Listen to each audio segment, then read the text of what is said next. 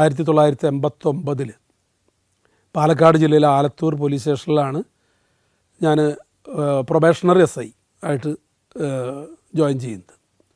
ഒരു വർഷം Thiruvananthapuram police training കോളേജിൽ ട്രെയിനിങ് കഴിഞ്ഞതിന് ശേഷം, ബേസിക് ട്രെയിനിങ് കഴിഞ്ഞതിന് ശേഷം പിന്നെ ഒരു 10 മാസം കൂടി സബ് ഇൻസ്പെക്ടർമാർക്ക് സ്റ്റേഷൻ ട്രെയിനിങ് ഉണ്ടാവും.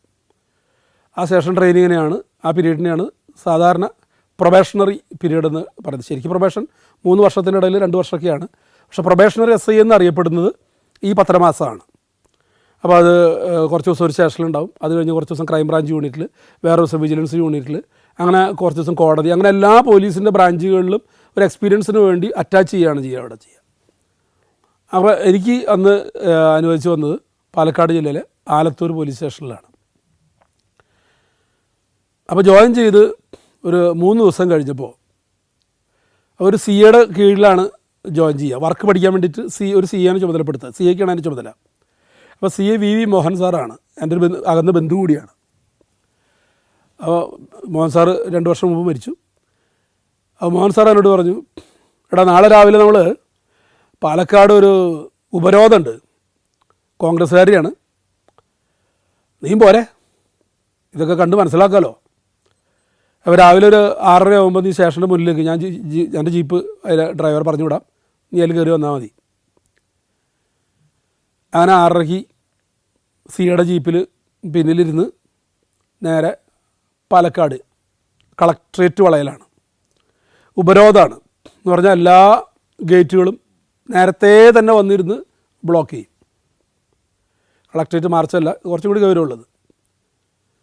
അപ്പോൾ അവിടെ ചെന്ന്, അപ്പോൾ 2 ഗേറ്റ് ഉണ്ട്.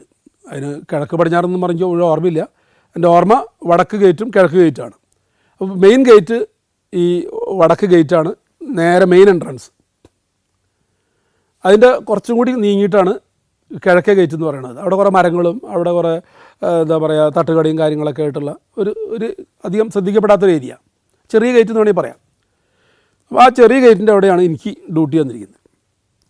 അപ്പോൾ ഒരുപാട് 100 കണക്കിന് പോലീസുകാരുണ്ട്. അങ്ങനെ ഒരു 10:30 കഴിഞ്ഞ് 11 മണി ആവാറായപ്പോൾ മാർച്ച് വന്നു. അവിടെ നിന്ന് കളക്ടറേറ്റിനെ ലക്ഷ്യമാക്കി വന്നു. പല സ്ഥലത്തായിട്ട് അവർ ഇരുന്നു. അപ്പോൾ ആദ്യം ഒരു സ്കെൽട്ടൺ ടീം വന്ന് ഓൾറെഡി അവിടെ ഇരിക്കുന്നുണ്ട്, ആരും കയറാതിരിക്കാൻ വേണ്ടി. അത് ഈ 6 മണി 7 മണി ആവുമ്പോഴേക്കും വന്നിരിക്കുന്നുണ്ട്. അത് കൂടാണ്ടാണ് നേതാക്കന്മാർ കൂടി വരുന്നത്. 4 MLA മാർ, ഒരു MP ഉണ്ട് ഈ വരുന്ന ജാഥയിൽ. MP വിജയരാഘവനാണ്, ആലത്തൂർ MP ആണെന്നാണ് എൻ്റെ ഓർമ്മ. വിജയരാഘവൻ MP, പിന്നെ MLA മാർ മുഴുവൻ പേരൊക്കെ ഓർമ്മയില്ല. ഒന്നൊരു ലീലാ ദാമോദര മേനോൻ, പിന്നെ ഒരു P ബാലൻ, ചിറ്റൂർ MLA മറ്റായിരുന്നു. അപ്പോൾ അങ്ങനെ കോൺഗ്രസിൻ്റെ DCC പ്രസിഡന്റുമാരും സമുന്നത നേതാക്കളും ഉൾപ്പെടുന്ന, എന്താ വിഷയമെന്നും എനിക്ക് ഓർമ്മയില്ല, എന്തിനു വേണ്ടിയിട്ടാണ് ആ ഉപരോധം നടത്തിയതെന്നും എനിക്ക് ഓർമ്മയില്ല. അവർ വന്ന് മൊത്തം ഇരുന്നു. അവിടെ പരന്ന ആ റോട്ടിലങ്ങ് ഇരുന്നു. ഉദ്ഘാടനം തുടങ്ങി. അപ്പോൾ ഉദ്ഘാടനം തുടങ്ങി കുറേ കഴിഞ്ഞപ്പോൾ ഒരു 11:30 ഒക്കെ ആയപ്പോഴേക്കും AR ക്യാമ്പിൽ നിന്ന് ഒരു പോലീസ് വണ്ടിയിൽ, വാഹനത്തിൽ, അവിടെ ഡ്യൂട്ടിക്കുള്ള പോലീസുകാർക്ക് ഭക്ഷണവുമായിട്ട് ഒരു വണ്ടി വരികയാണ്. സാമിയാണ് ഡ്രൈവർ, എനിക്കിപ്പോഴും ഓർമ്മയുണ്ട്. എക്സ് മിലിറ്ററിയാണ്, വലിയൊരു ചന്ദനപ്പൊട്ടൊക്കെ തൊട്ട് ഒരുപാട് തടിയൊക്കെ ആയിട്ടുള്ള ഒരു തമിഴ് കലർന്ന മലയാളത്തിലൊക്കെ സംസാരിക്കുന്ന സാമി, എല്ലാവരും അറിയുന്നൊരു ഡ്രൈവറാണ്. അപ്പോൾ ആ സാമി ഈ ആളുകൾ പരന്ന് നിരന്നിരിക്കുന്ന സ്ഥലത്തിൻ്റെ ഉള്ളിൽ കൂടെയാണ് ആ പോലീസ് വണ്ടി കൊണ്ടുവന്നത്. ഒരു ചെറിയൊരു സ്പാർക്കിൽ പറ്റിയ ഒരു ചെറിയ ഒരു അവിവേകമെന്നോ എന്തായാലും പറയാമെന്നറിയില്ല. ഇത്ര ആളുകൾ പ്രതിഷേധമായിട്ട് ഇരിക്കുന്ന ഇടയിൽ കൂടെ ഈ പോലീസ് വണ്ടി കൊണ്ടുവരുന്നത് എന്തിനാണ്? ഈ പോലീസുകാർക്ക് ഭക്ഷണം കൊണ്ടുവരുന്നതാണ്. നമ്മൾ ഈ 6:30 ആയപ്പോൾ പോയപ്പോൾ ഒരു കാലിച്ചായ അവിടെ തട്ടുകടയിൽ കൊടുത്ത് പോയതാണ്. നമ്മുടെ ധാരണ അവിടെ ചെല്ലുമ്പോഴത്തേക്ക് കിട്ടുന്നതാണ്. പോലീസിൽ അനുഭവമൊന്നുമില്ലല്ലോ. നമ്മൾ വിശന്നാണ്, ഈ എല്ലാ പോലീസുകാരും വിശന്നാണ് അവിടെ നിൽക്കുന്നത്. 7 മണിക്ക് നിൽക്കണ പോലീസുകാർ വിശന്ന് നിൽക്കുകയാണ്. അപ്പോൾ അത് കൂടുതൽ ക്യാമ്പിലുള്ള ആൾക്കാർക്ക് അവിടെ നിന്നാണ് ഭക്ഷണം കൊണ്ടുവരാൻ പറ്റുള്ളൂ. അപ്പോൾ ആ ഭക്ഷണം കൊണ്ടുവരികയാണ്. അത് തടുത്തിട്ടു. അവിടെ ആ പോലീസ് വാഹനം തടുത്തിട്ടു. സ്വാമിക്കും പുറത്തേക്ക് ഇറങ്ങാൻ പറ്റിയില്ല, അതിൽ ഭക്ഷണം കാലം എടുക്കാൻ പറ്റിയില്ല. ഒരാളെയും പോലീസുകാരും അത് എടുത്തിട്ട് വരാനും സമ്മതിച്ചില്ല. അവിടെ തുടങ്ങുന്നു പ്രശ്നം. അത് കഴിഞ്ഞ് 12:30 ഒരു നേതാക്കന്മാരോടൊക്കെ സംസാരിച്ചു. അപ്പോൾ SP പുന്നുസാറാണ്, ജേക്കബ് പുന്നുസാറാണ് SP. അപ്പോൾ ഇടയ്ക്ക് പുന്നു സാർ അവിടെ നിന്ന് മെയിൻ ഗേറ്റിൽ നിന്ന് ഇവിടെ വന്ന് നോക്കുന്നുണ്ട്, കാര്യങ്ങളൊക്കെ നോക്കുന്നുണ്ട്. അപ്പോൾ ഇങ്ങനെ വണ്ടി തടഞ്ഞിട്ടുള്ള ഇത് കാണുന്നുണ്ട്. അപ്പോൾ മറ്റുള്ളവരോടൊക്കെ സംസാരിച്ചു, വിജയരാഘവൻ MP യോടൊക്കെ സംസാരിക്കുന്നുണ്ട്. എന്നിട്ട് വീണ്ടും അങ്ങോട്ട് തന്നെ പോയി. അപ്പോൾ കുറേ കഴിഞ്ഞപ്പോൾ വിജയരാഘവൻ പറഞ്ഞിട്ട് നീ കോൺഗ്രസിൻ്റെ അണികളൊന്നും അനുസരിക്കണില്ല. അത് കഴിഞ്ഞ് കുറച്ച് കഴിഞ്ഞപ്പോൾ പോലീസ് തന്നെ വിജയരാഘവന് സൗകര്യം ഒരുക്കി കൊടുത്തു. വിജയരാഘവൻ ഇത്തിരി ഹൈറ്റ് കുറഞ്ഞ ഒരാളാണ്. ഇതിൻ്റെ ഇടയിൽ നിന്നിട്ട് ആൾക്കാർക്ക് കാണുന്നില്ല. അപ്പോൾ ഈ പോലീസ് ജീപ്പ് ഒരെണ്ണം ഡ്യൂട്ടിക്ക് വന്ന പോലീസ് ജീപ്പ് ഉണ്ട്. അതിൻ്റെ ബോണറ്റിൽ കയറി നിന്നിട്ട് മൈക്ക് അയാൾക്ക് കൊടുത്തു. ആ ബോണറ്റ് കയറി നിന്നിട്ട് ആളുകളോട് പറയുകയാണ്, നിങ്ങൾ സമാധാനമായിട്ടിരിക്കണം, പോലീസ് വാഹനം കടത്തി വിടണം, അത് അവർക്കുള്ള ഭക്ഷണം കൊണ്ടുള്ള വാഹനമാണ്, നമ്മുടെ സമരം പോലീസിനെതിരല്ല, നമ്മുടെ ഇന്ന കാര്യത്തിനാണ് നമ്മൾ സമരം ചെയ്യുന്നത്, അതുകൊണ്ട് നിങ്ങൾ സമാധാനമായിട്ട് പോലീസായിട്ട് സഹകരിക്കണം. ഇത് പറഞ്ഞതേ ഓർമ്മയുള്ളൂ. ഏറ് മുഴുവനും വിജയരാഘവനായി. വിജയരാഘവൻ ഏറ് കൊണ്ട് നിവൃത്തിയില്ലാണ്ട് പോലീസിൻ്റെ ഒപ്പം വിളിച്ച് ചാടി ഇറങ്ങി താഴെ ഇറങ്ങി കുറച്ച് കഴിഞ്ഞപ്പോഴേക്കും ഇതിൽ ഒരു ഒറ്റപ്പാലം CE അവിടെ നിൽക്കുന്നുണ്ട്. ഗോപാലകൃഷ്ണൻ സാർ അവിടെ ഡ്യൂട്ടിക്കുണ്ടായിരുന്നു. ഗോപാലകൃഷ്ണൻ സാർ അവിടെ ചെന്ന് പിന്നെ ഈ വിജയരാഘവന് ഒരു പ്രൊട്ടക്ഷനായിട്ട് നിന്ന് ജീപ്പിനോട് ചേർത്ത് നിർത്തി. അവിടെ നിർത്തി. വീണ്ടും സമയം പോയി. 1 മണി 1:30 2 ഇവർ കല്ലേറ് ആരംഭിച്ചു. അപ്പോൾ ഒരു മനുഷ്യൻ മൃഗാവാൻ വേറെ ഒന്നും വേണ്ട. കാരണം ഞാൻ അന്ന് മനസ്സിലാക്കിയതാണ്, ഈ 7 മണിക്ക് 6:30 ഡ്യൂട്ടിക്ക് പറഞ്ഞ് അവിടെ നിന്ന് 5 മണിക്ക് 5:30 പോലീസ് സ്റ്റേഷനിൽ വന്നിട്ടുള്ള പോലീസുകാരാണ് നിൽക്കുന്നത്. വിശന്ന് പൊരിഞ്ഞ് കാക്കയ്ക്ക് ഇരിക്കാൻ തണലില്ലാത്ത പൊരിഞ്ഞ വെയിൽ, വിശന്ന് വലഞ്ഞ് നിൽക്കുകയാണ്. തലയിൽ ഹെൽമെറ്റ് ഉള്ളവരുണ്ട്, ഇല്ലാത്തവരുണ്ട്. അതിനിടയിൽ അവർക്ക് ഏറും കൂടി കൊണ്ടാലത്ത ഒരു അവസ്ഥ എന്താവുമെന്ന് ആലോചിച്ച് നോക്കണം. വെറുതെ നിൽക്കുന്ന ആളുകളുടെ അടുത്ത് എറിയ ഈ കല്ലേറെന്ന് പറഞ്ഞു കഴിഞ്ഞാൽ ബുള്ളറ്റിനേക്കാളും വേദനയാണ്. അത് എറിഞ്ഞ് കൊണ്ട് നിവൃത്തിയില്ലാണ്ടായപ്പോൾ ശരിക്കും അവിടെ RDO ഒക്കെ ഉണ്ട്. കാരണം ഒരു ലാത്തി ചാർജോ എന്തെങ്കിലും മറ്റെന്തെങ്കിലും മോബ് ഓപ്പറേഷൻസൊക്കെ ചെയ്യണമെങ്കിൽ ഒരു എക്സിക്യൂട്ടീവ് മജിസ്ട്രേറ്റാണ് ഓർഡർ ഇടേണ്ടത്. അത് ഒന്നില്ലെങ്കിൽ RDO അല്ലെങ്കിൽ ചില സ്ഥലങ്ങളിലൊക്കെ തഹസിൽദാർ, അതിൻ്റെ താഴെയുള്ള റാങ്കിലുള്ള ഒരു ആരെങ്കിലും ഒരാൾ ഉണ്ടാവണം അവിടെ. വലിയ ഇത്തരം ഇതിലൊക്കെ അവരുണ്ടാവും. RDO ഒക്കെ ഉണ്ട്. പക്ഷെ കുറേ നേരം കഴിഞ്ഞ് സഹിക്കാൻ വയ്യാണ്ടായപ്പോൾ ആ മുന്നിലുള്ള ആളുകളെ ലത്തി ചാർജ് ചെയ്തങ്ങോട്ട് പതുക്കെ ഒന്ന് പിന്നിലേക്ക് മാറ്റി നിർത്തി കുറച്ച് കഴിഞ്ഞപ്പോൾ അവർ ഇത്തിരി അങ്ങോട്ട് മാറിയിട്ട് അവിടെ കുറേ കരിങ്കല്ല് കൂട്ടിയിട്ടുണ്ടായിരുന്നു. കുറച്ചപ്പുറത്ത് എന്തോ കെട്ടിടം പണിക്കാൻ മറ്റേ കൊണ്ടുവന്നിട്ടുള്ള ചല്ലിയും ഇതൊക്കെ ഉണ്ടായിരുന്നു. ഇവരങ്ങോട്ട് മാറി നിന്നിട്ട് അവിടെ നിന്ന് അത് എടുത്തിട്ട് ഇങ്ങോട്ട് എറിയാൻ തുടങ്ങി. അപ്പോൾ കാണുന്നൊരു വിചിത്രമായൊരു രംഗം എന്ന് വെച്ചാൽ, ഈ വിജയരാഘവനെ തല്ലുകയാണ് പോലീസുകാർ. അദ്ദേഹം ആകെ ചെയ്തൊരു കാര്യം അതിൻ്റെ മുകളിൽ നിന്നിട്ട് തല്ലരുതേ എറിയരുതേ എന്ന് പറഞ്ഞ ആളാണ്. കാരണം ലത്തി ചാർജ് എന്ന് പറഞ്ഞാൽ സാധാരണ നൽകി അതിൽ പോലീസ് സ്റ്റാൻഡിങ് ഓർഡേഴ്സിൽ പറയുന്നത് എന്താ വെച്ചാൽ ടു ഡിസ്പേഴ്സ് ദ മോബ് 241 വകുപ്പ് ഇതിൻ്റെ ഇത് പ്രകാരം പോലീസ് സ്റ്റാൻഡിങ് ഓർഡറിൽ 241 നമ്പർ പ്രകാരം ലാത്തി ചാർജിൻ്റെ ഉദ്ദേശം എന്ന് പറഞ്ഞു കഴിഞ്ഞാൽ ടു ഡിസ്പേഴ്സ് ദ മോബാണ്. ആ അക്രമാസക്തമായ ജനക്കൂട്ടത്തെ പിരിച്ചുവിടാൻ മാത്രമാണ്. അതുപോലെ തന്നെ എവിടെ ലാത്തി ചാർജ് ചെയ്യേണ്ടതെന്ന് പറയുന്നുണ്ട് അതിനകത്ത്. On the soft portion of the body between the shoulder and the thighs. ഇതാണ് പോലീസ് സ്റ്റാൻഡിങ് ഓർഡറിൽ പറഞ്ഞിരിക്കുന്നത്. കഴുത്തിനും തുടയിലും ഇടയ്ക്കുള്ള ഭാഗത്ത് മാത്രമേ ലാത്തി ചാർജ് ചെയ്യാൻ പാടുള്ളൂ. അത് സോഫ്റ്റ് പാർട്സിൽ പോക്കിയാണ് ലാത്തി ചാർജ് ചെയ്യേണ്ടത്. ഇത് പുസ്തകത്തിൽ പറയാമെന്നല്ലാണ്ട് ഒരു അക്രമാസക്തമായ ജനത്തിന് ഇങ്ങനെ ആരെങ്കിലും നിന്ന് വരും ഇങ്ങനെ തല്ലാനായിട്ട്. ഇതൊക്കെ അന്നാണ് ആദ്യമായിട്ട് മനസ്സിലാക്കുന്നതൊക്കെ. കുറച്ച് കഴിഞ്ഞ് നോക്കുമ്പോൾ വിജയരാഘവന് എന്തെങ്കിലും സംഭവിക്കുന്നു കണ്ടപ്പോൾ ഈ ഗോപാലകൃഷ്ണൻ സാറ് നേരെ വന്ന് വിജയരാഘവൻ സാറിനെ വട്ടം കെട്ടിപ്പിടിച്ചിട്ട് ജീപ്പിനോട് ചേർത്ത് നിർത്തി. പിന്നുള്ള അടി മുഴുവനും കിട്ടുന്നത് ഈ ഗോപാലകൃഷ്ണൻ സാറിനെ കൈത്തണ്ടക്കിയാണ്. കുറച്ച് കഴിഞ്ഞപ്പോൾ ഈ കൈത്തണ്ട നീര് വന്നിട്ട് ഈ അടി മുഴുവനും കൊള്ളുന്നത്. അത് കഴിഞ്ഞ് പിന്നെ ഈ മെയിൻ ഗേറ്റിലുള്ളവർക്ക് ഇവിടെ എന്താണ് സംഭവിക്കണമെന്ന് അറിയണില്ല. കുറേ പോലീസുകാർ അങ്ങോട്ട് ഓടുന്നു, പോലീസുകാർ ഇങ്ങോട്ട് ഓടുന്നു, കുറേ നാട്ടുകാർ ഓടുന്നു. പിന്നെ ഒന്നും ആലോചിക്കാൻ പോയില്ല, അവിടെ നിന്ന് അടി തുടങ്ങി. മെയിൻ ഗേറ്റിൽ നിന്ന് അടി തുടങ്ങി. വാസ്തവത്തിൽ ഒരു RDO ഒരാരും ഇന്നെനിക്ക് പറയാം എത്രയും വർഷത്തിന് ശേഷം. കാരണം അന്നത് പറഞ്ഞ ബുദ്ധിമുട്ടാവും. അവിടെ നിന്ന് അടി അങ്ങ് തുടങ്ങി. പിന്നെ മൊത്തം ലത്തി ചാർജാണ്. അപ്പോൾ ആദ്യമായിട്ട് ഞാൻ ലത്തി എടുത്ത് ട്രെയിനിങ് പരേഡിൽ ചെയ്യുന്ന പഠിച്ച ആ കയ്യിൻ്റെ ഇതൊക്കെ വെച്ചിട്ട് ലാത്തി ചാർജ് ചെയ്യുകയാണ്. കുറച്ച് ദൂരം അങ്ങ് ഓടിച്ചു. ആളുകളിങ്ങനെ നമ്മൾ പെട്ടെന്ന് ഇങ്ങനെ ചാർജ് എന്നുള്ളൊരു ഷൗട്ടാണ് വരിക. നമ്മൾ ആ ചാർജ് എന്ന് പറഞ്ഞിങ്ങനെ അടിച്ചിട്ട് ഓടിക്കുമ്പോൾ ആളുകൾ പെട്ടെന്ന് നമ്മുടെ ഷൗട്ടിങ്ങും മുഖഭാവവും രൗദ്രഭാവവും ഒക്കെ പാട് കൂടി ഈ അടിയും കൂടി ആകുമ്പോൾ വീണ്ടും വിചാരമില്ലാണ്ട് ഓടും. കുറച്ച് ഓടിച്ചങ്ങനെ പോയി കഴിഞ്ഞപ്പോൾ ഒരു 50 മീറ്റർ ഓടി കഴിഞ്ഞപ്പോൾ ഞാൻ നോക്കുമ്പോൾ എനിക്ക് ഭയങ്കരമായിട്ട് ഏറ് വരുന്നു. മുഖത്ത് ഏറ് കൊണ്ടു, ചെസ്റ്റിൽ ഏറ് വരുന്നു, തലറങ്ങി വീഴുന്നുള്ളൊരവസ്ഥയിലെത്തുന്നു. അപ്പോൾ പെട്ടെന്ന് ഞാൻ തിരിഞ്ഞു നോക്കിയപ്പോൾ കാര്യമായിട്ട് പോലീസുകാരൊന്നും കൂടിയില്ല. നമുക്ക് അനുഭവമില്ലല്ലോ. ട്രെയിനിങ് പീരീഡിൽ അതേ സ്റ്റൈലിൽ ഒരുമിച്ച് എല്ലാവരും ഉണ്ടാകുന്ന വെച്ചിട്ട് ചെയ്തതാണ്. നോക്കുമ്പോൾ കൂടെ വന്ന പല പോലീസുകാരും അതിൻ്റെ അടുത്ത് കുറേ മരങ്ങളുണ്ട്. ആ മരങ്ങളുടെ ഇതിലിങ്ങനെ പമ്മി നിൽക്കുക ഏറ് കൊള്ളാണ്ടിരിക്കാനായിട്ട്. അപ്പോൾ പിന്നെ അവിടെ നിന്ന് പതുക്കെ തിരിച്ച് പോരേണ്ടി വന്നു. പോരുമ്പോഴൊക്കെ ഏറാണ് ഇവിടെ വന്നിട്ട്.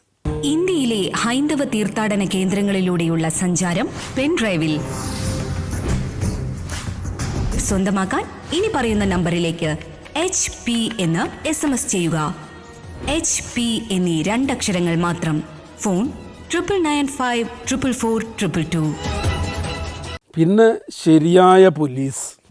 ഞാനൊക്കെ വിദ്യാർത്ഥി നേതാവായിരിക്കുന്ന കാലത്തും ഒക്കെ വായിച്ചും പത്രങ്ങളിലൂടെയൊക്കെ മനസ്സിലാക്കിയിട്ടുള്ള ഒരു പോലീസിനെ കാണുന്ന അന്നാണ്.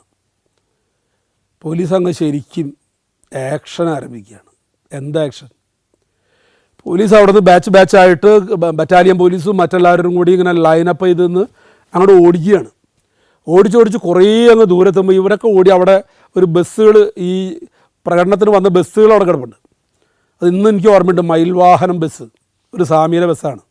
അദ്ദേഹം ഒരു കോൺഗ്രസ് അനുഭാവിയാണ്. അയാളുടെ ബസ്സുകളിൽ ഇങ്ങനെ നിറച്ച ആൾക്കാർ കയറിയിരിക്കുകയാണ്. കാരണം ആയിരക്കണക്കിന് ആളുകളുണ്ട് വന്നിരിക്കുന്നത്. പിന്നെ കണ്ട ഭാഗം, ഈ പോലീസ് മുഴുവൻ ഓടിച്ചെന്ന് ആ ബസ്സിനകത്ത് കയറി ചവിട്ടി, വലിച്ച് താഴെയിട്ട് ബൂട്ടിട്ട് ചവിട്ടി, നരനായാട്ട് എന്നൊക്കെയാണ് പിറ്റേ ദിവസം പത്രത്തിൽ വാർത്ത വന്നത്. അത് ഞാൻ കാരണം ഇങ്ങനൊരു ബാക്ക്ഗ്രൗണ്ട് മറ്റൊന്നുമല്ലല്ലോ, നമുക്കൊരു ആകെ 2 ദിവസത്തെ എക്സ്പീരിയൻസേ ഉള്ളൂ ഫീൽഡിൽ. പക്ഷെ കൂടെ നിന്ന് നമ്മളതിൻ്റെ കൂടെ തല്ലാനൊന്നുമില്ല. പക്ഷേ ഇതിൻ്റെ കൂടെ നിൽക്കുമ്പോഴും ഈ നമ്മളെ കൂടെയുള്ള പോലീസ് ഈ നമ്മുടെ ജനങ്ങളെ ഇവിടുത്തെ ഡിസ്പേഴ്സലാണ് അതിൻ്റെ ലക്ഷ്യം. പക്ഷെ ഒരുപാട് പോലീസ് ഉദ്യോഗസ്ഥന്മാർക്ക് പരിക്ക് പറ്റിയിട്ടുണ്ട്, ചോര വന്നിട്ടുണ്ട്, സീരിയസ് ആയിട്ടുള്ള ഇഞ്ചുറീസ് ഉണ്ടായിട്ടുണ്ട്. അപ്പോൾ അങ്ങനെ പോലീസിന് വേദനിച്ച് പോലീസ് ആക്ഷൻ തുടങ്ങി. കുറേ പേരെ പോലീസ് വാഹനങ്ങളിൽ കയറ്റി. കാരണം പരിക്ക് പറ്റിയവരൊക്കെ പോലീസ് ആശുപത്രി കൊണ്ടാക്കണം. അത് പോലീസിൻ്റെ ഡ്യൂട്ടിയാണ്. അങ്ങനെ പരിക്ക് പറ്റിയെടുക്കണ ഈ കോൺഗ്രസ് അനുഭാവികളെയും മറ്റുള്ളവരെയൊക്കെ ഇതിനകത്താക്കി. പാലക്കാട് ജില്ലാ ആശുപത്രി നിറഞ്ഞു, ബെഡുകൾ മുഴുവനും നിറഞ്ഞു, വരാന്തകൾ മുഴുവൻ നിറഞ്ഞു പരിക്ക് പറ്റിയവരെ കൊണ്ട്. അപ്പോൾ ഈ അടി കഴിഞ്ഞ്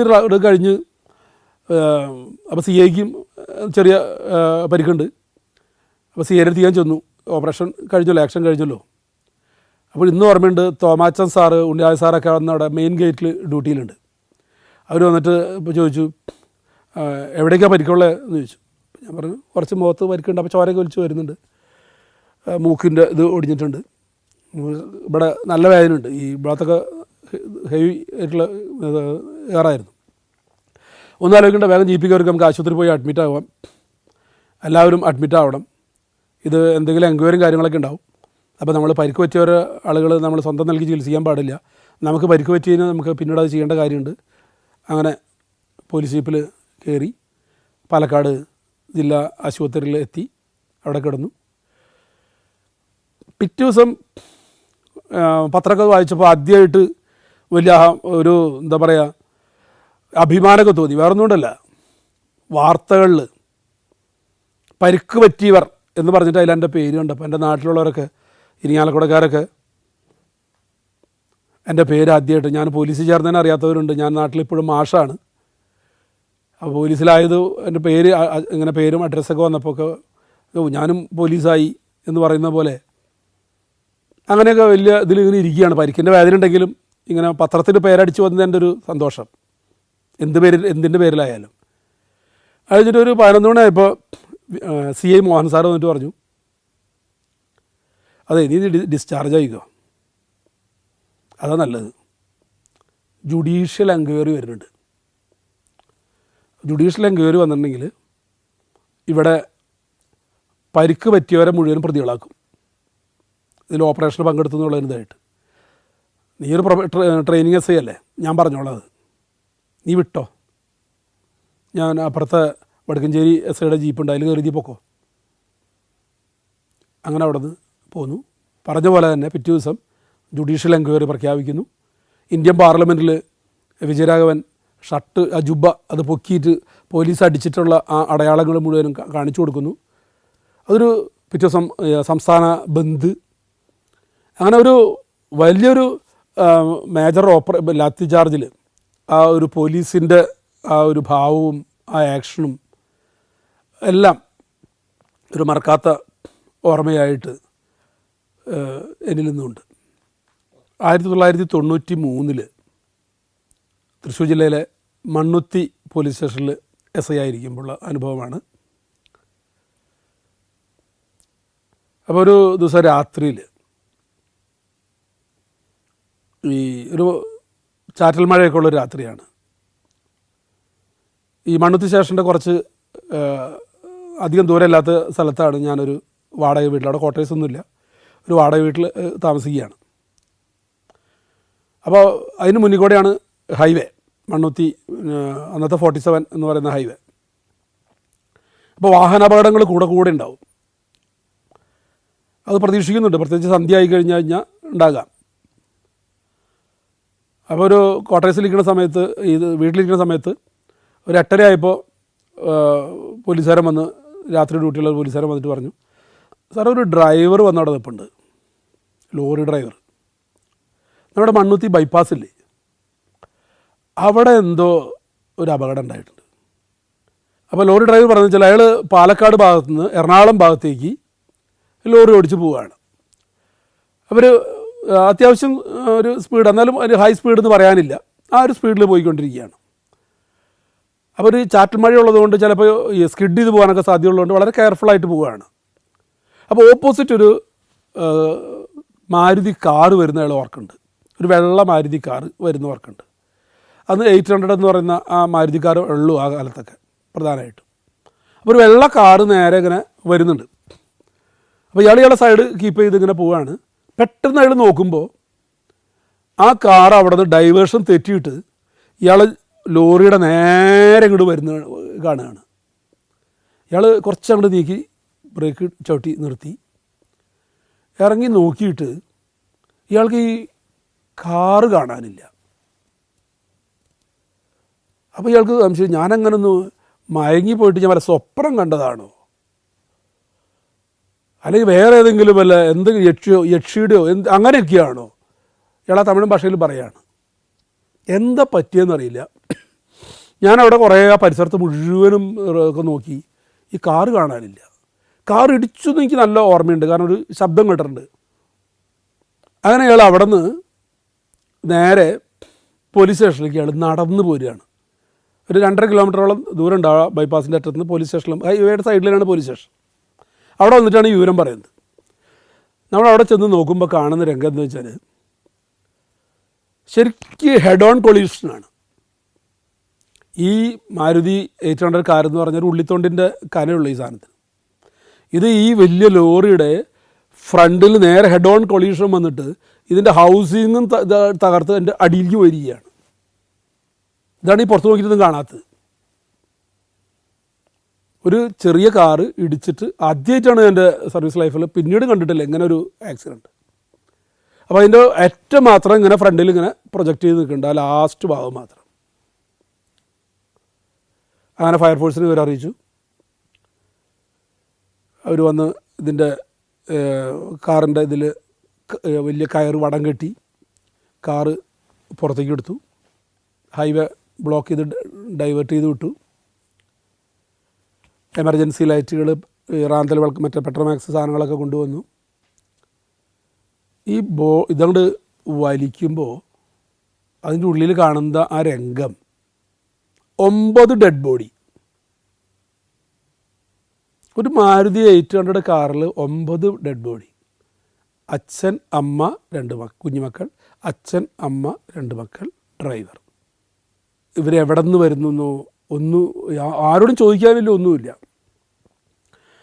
അങ്ങനെ ലൈറ്റിൻ്റെ ഇതിനകത്ത് നമ്മൾ ഷീറ്റ് വിരിച്ചു, ഇവരുടെ കയ്യിലുള്ള ബാഗ് അതിൻ്റെ ഇതൊക്കെ നോക്കി. അപ്പോൾ അതിനകത്ത് കുറേ ഇതൊക്കെ നോക്കി. അപ്പോൾ എല്ലാ അഡ്രസ്സും കോയമ്പത്തൂരാണ്. അപ്പോൾ തമിഴന്മാരായിരിക്കും എന്നുള്ള രീതിയിലാണ് നമ്മൾ ആദ്യം ഡ്രൈവറുടെ ഇതിൽ നോക്കുമ്പോൾ ഡ്രൈവർ ലൈസൻസ് ഒക്കെ നോക്കുമ്പോൾ, അപ്പോൾ ആ അടുത്ത വീടുകളിൽ നിന്നൊക്കെ പോയി കൊണ്ടുവന്ന് കൂട്ടത്തിൽ ചിലർക്ക് ചില പഴയ സാരികൾ തന്നിട്ടുണ്ടായിരുന്നു. അപ്പോൾ ഇവൻ്റെ ഈ 2 കാലും ഇതൊക്കെ അതിൻ്റെ ഉള്ളിൽ നിന്ന് ഈ സാരിമ കെട്ടിയിട്ടാണ് വലിക്കുന്നത്. കാരണം വേറെ കയറൊക്കെ വെച്ച് വലിച്ചു കെട്ടി കഴിഞ്ഞാൽ അവിടെ ഉരച്ചിലുണ്ടായി കഴിഞ്ഞാൽ പിന്നെ അത് പോസ്റ്റ്മോർട്ടം ചെയ്യുമ്പോൾ ചിലപ്പോൾ നമുക്ക് പണിയാവും. ഇത് ആക്സിഡൻറ്റിൽ സംഭവിക്കാവുന്നതല്ലല്ലോ, പിന്നെ എങ്ങനെയാണ് കാലിവിടെ ഉരഞ്ഞിരിക്കുന്നതൊക്കെ ചോദിച്ച് അതിന് പിന്നീട് ഈ ഒരു അന്വേഷണം കാര്യങ്ങളൊക്കെ വരുമ്പോൾ അപ്പോൾ വളരെ ശ്രദ്ധിച്ചുകൊണ്ട് നമ്മൾ ഓരോ കാര്യങ്ങളും ചെയ്യാനായിട്ട്.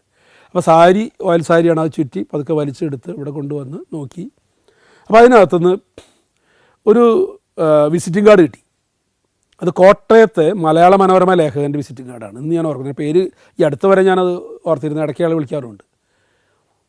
അപ്പോൾ ആ ലേഖകൻ്റെ അതിനകത്ത് ലാൻഡ് ഫോൺ നമ്പറാണ് അതിനകത്തുള്ളത്. അപ്പോൾ ആ നമ്പർ വിളിച്ചിട്ടാണെങ്കിൽ എടുക്കണമില്ല. അപ്പോൾ എനിക്ക് തോന്നി അത് പത്ര ഓഫീസിലോ ഫോൺ അങ്ങനെ ആയിരിക്കും. അപ്പോൾ അതൊരു കുറച്ചും കൂടി കഴിയുമ്പോൾ ഒരു തുറക്കായിരിക്കും.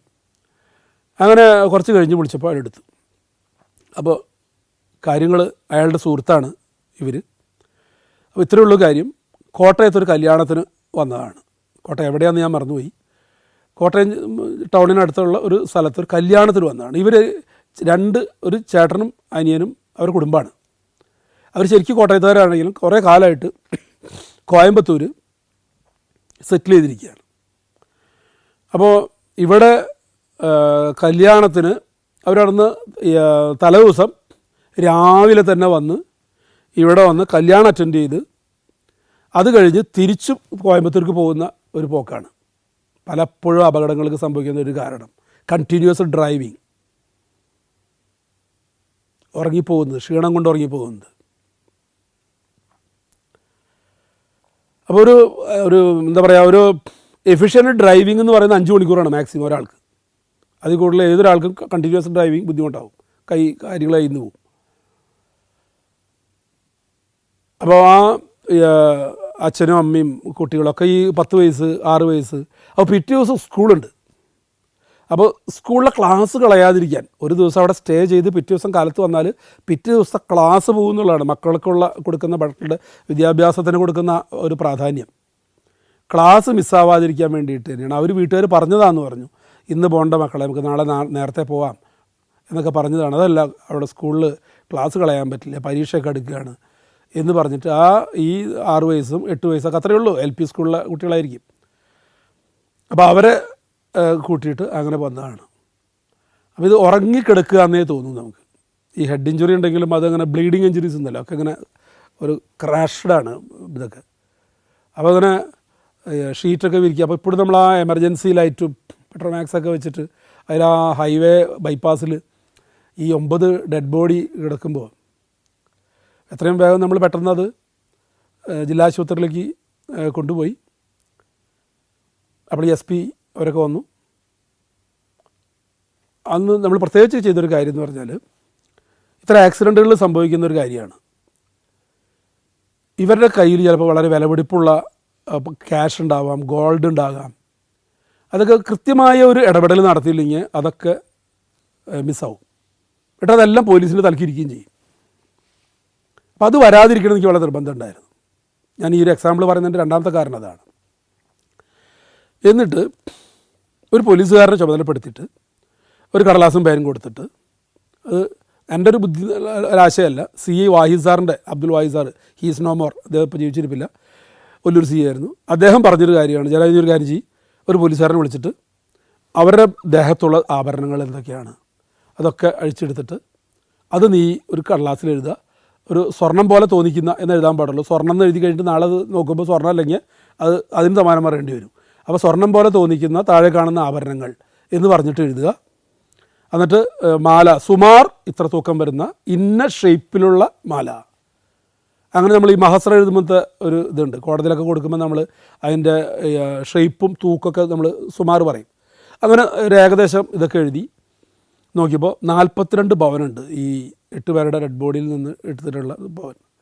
അപ്പോൾ അത് ഒരു കവറിലാക്കി ആ പോലീസുകാരനെ ചുമതലപ്പെടുത്തി.